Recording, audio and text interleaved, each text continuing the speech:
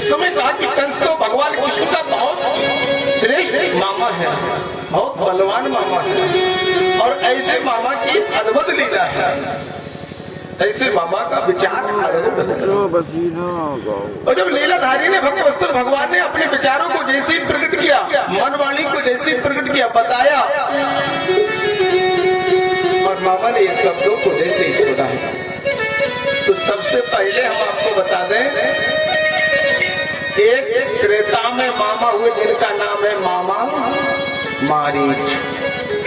त्रेता में कौन हुए? एक मामा जिनका नाम है मामा। अगर मामा मारीच सोने का मृग बन के नहीं जाते तो क्या सीता जी का हरण हो जाता? बताओ। अच्छा, मैंने बताया कि 4 मामा विशेष हैं। जो लोग पीछे बैठे जिनके बाल सफेद हो गए उनसे कहना है, आपने कभी अध्ययन किया होगा विशेष क्यों है? हमारे दादा रेल की ड्यूटी कर रहे, वो पटरी नापी उनने। बताओ। अच्छा, मामा 4 क्यों शेष है? एक, अगर मामा मारीच सोने का मृग बन के नहीं जाता तो सीता जी का हरण होता, और मामा मारीच जिस समय गया तो मामा मारीच बोला, क्या कह रहे हैं? बोले जानकी जी का। अच्छा, जानकी जी का हरण होना है? बोले कहना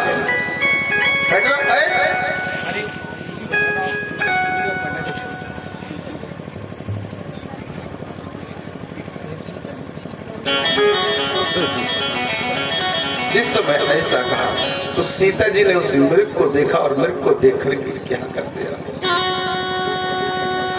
ऐसा ना ऐसा देखा, ऐसा ना ऐसा देखा, देखा है हिरण सलोना, सोना हिरण सोना,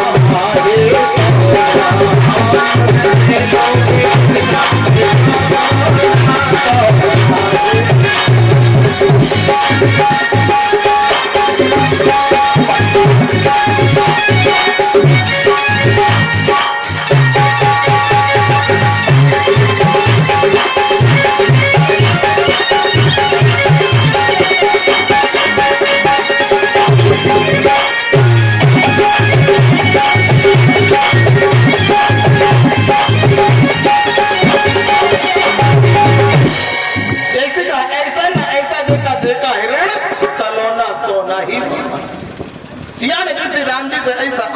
निवेदन किया तो आज सीता जी का उस मृग के द्वारा हरण हो गया।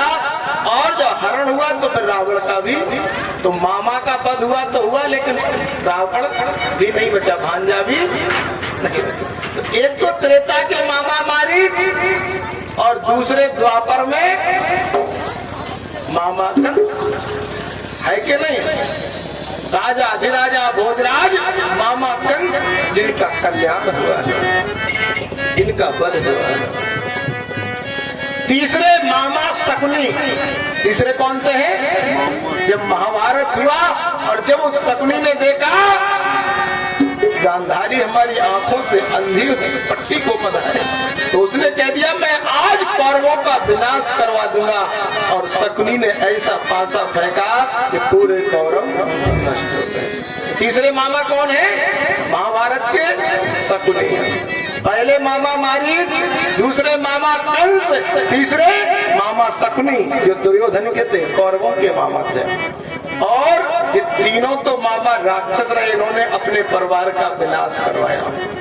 लेकिन एक सरल मामा है जो क्षत्रियों में विशेषकर पूजा जाता है, जो क्षत्रियों में विशेषकर पूजा जाता है, जिसके वंश में आज मेरे प्रभु राजा राम बैठे हैं, ओरछा सरकार। कौन बैठे हैं? राजा राम ओरछा सरकार। बोली राघवेंद्र सरकार। वो चौथे मामा है हरदौल। हरदौल का नाम सुना है? जो ओरछा नरेश झांसी के पास में राघवेंद्र सरकार राजा राम का मंदिर, जब तक अयोध्या का मंदिर नहीं बना था तब तक राम जी की मूर्ति वहीं रखी है। और आज भी पूरे भारत में अगर किसी को सलामी दी जाती है तो राघवेंद्र सरकार को ओरछा में दी जाती है।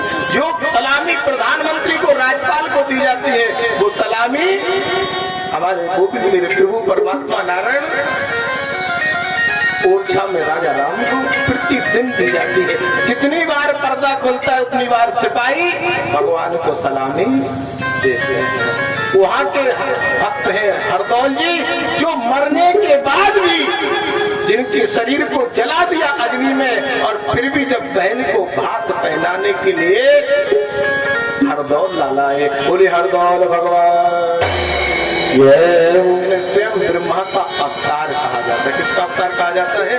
ब्रह्मा जी का अवतार कहा जाता है हरदौल। ऐसे चार मामा। आज भगवान ने कहा प्रभु मुझे अब आगे की कथा का वास्तव स्वरूप का दर्शन करना है, मनवाणी को करना है।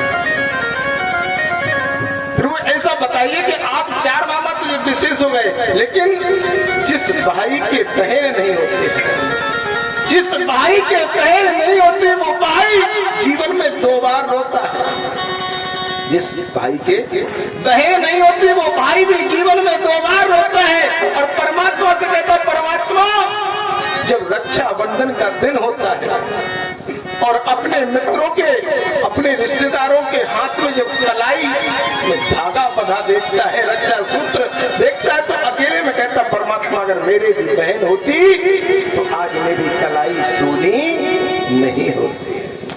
जिस भाई के बहन नहीं होती वो रोता है, क्योंकि माँ जो होती है वो बच्चे का लालन पालन करती है। जो माँ होती है वो बच्चे का लालन पालन करती है। पत्नी जो होती है वो श्रृंगार करती है। लेकिन बहन एक ऐसी होती है जो हमेशा भगवान से एक ही प्रार्थना करती है, जब तक गंगा जमुना में जलधार रहे तब तक मेरे भैया के प्राण अमर रहे, मेरे भैया के प्राण। और जिस बहन के भाई नहीं होता वो बहन भी 2 बार होती है। एक, जब अगर किसी बहन का वक्त बुरा हो, समय बुरा हो, तब उसको अपने भाई की याद आती है कि अगर आज मेरे भी भाई हो तब वो मेरा समय बुरा नहीं होता। दूसरा, घर में किसी की शादी हो, लाला लाली की, और भात पे सारी बहनें देवरानी जेठानी भात पहन रही हो और उसके भाई नहीं होता, तब वो अकेले रोती प्रभु जब मेरा जन्म दिया तो मुझे भी एक भैया दे देते, मुझे भी एक भैया दे देते। इसमें नरसिंह मेहता की कथा आती है और नरसिंह मेहता की कथा में बताया गया है, नरसिंह जी ने बताया इसकी पुत्री थी रामा, और रामा के यहाँ आज नंद की शादी है, और नंद की शादी में आज इनके सास ससुर ने कह दिया अगर तुम्हारा पिता भात लेकर के नहीं आ सकता तो एक पत्थर लेकर के अपनी पुत्री के सिर पे पटक दे। रामा हरनंद जिस समय रोई तो भगवान स्वयं दौड़ का धी सावलिया सेठ बनकर के आए और अपनी बहन हरनंद को भात पहनाया है। बोलो सावलिया सरकार की जय जय श्री राधे। और जिस समय हरनंदी को पता लगा कि मेरा भैया कन्हैया स्वयं आया तो वो खुशियां मनाने लगी है, गोविंद से कहने लगी है, बड़े भक्ति भाव के साथ में है। खुशियां मनाओगी सबको सजाओगी, खुशियाँ मनाऊंगी, सबको सजाऊंगी, तब न हुआ साकार होएंगे तब न हुआ साकार